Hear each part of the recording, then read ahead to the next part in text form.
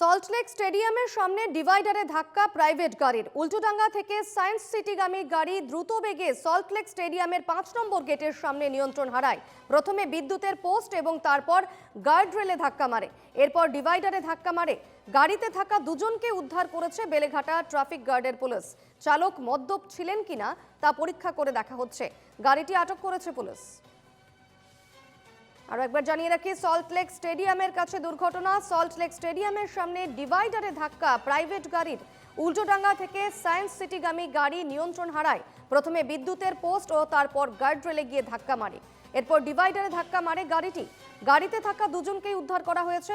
Beleghata traffic গার্ডের police তাদের উদ্ধার করেছে এবং চালক মদ্যপ ছিলেন কিনা তাও পরীক্ষা করে দেখা হচ্ছে।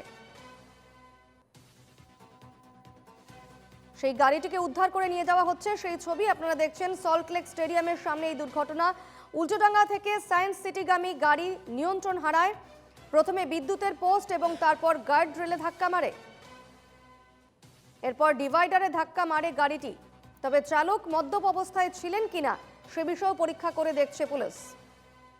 গাড়িতে থাকা দুজনকেই উদ্ধার করেছে বেলেঘাটা ট্রাফিক গার্ডের পুলিশ। ইতিমধ্যেই গাড়িটিকে আটক করে উদ্ধার করে নিয়ে যায় পুলিশ এবং সেই ছবি আপনারা দেখছেন। সল্টলেক স্টেডিয়ামের সামনে ডিভাইডারে ধাক্কা প্রাইভেট গাড়ির।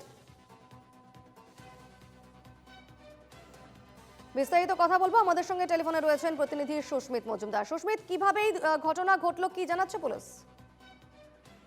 দেখো, যেটা জানা যাচ্ছে যে যুবভারতীর সামনে এক মদ্যপ যুবক তার তাণ্ডব।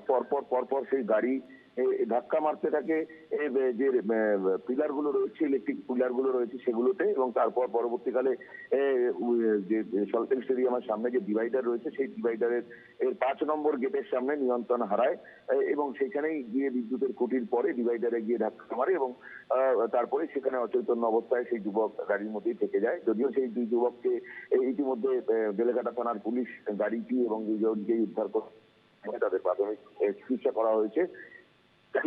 ব্রিথ অ্যানালাইজার দিয়ে তারা মদ্যপ করেছেন কিনা তারপরে তার ব্লাড টেস্ট করা হবে। যদি সে মদ্যপ অবস্থায় থাকে তাহলে ব্যবস্থা নেওয়া হবে, এমনটাই কিন্তু প্রাথমিকভাবে পুলিশ জানিয়েছে। তবে ইতিমধ্যে সেই গাড়িটিকে পুলিশ আটক করে নিয়ে গিয়েছে বেলেঘাটা থানায়। বেশ, ধন্যবাদ সুস্মিত।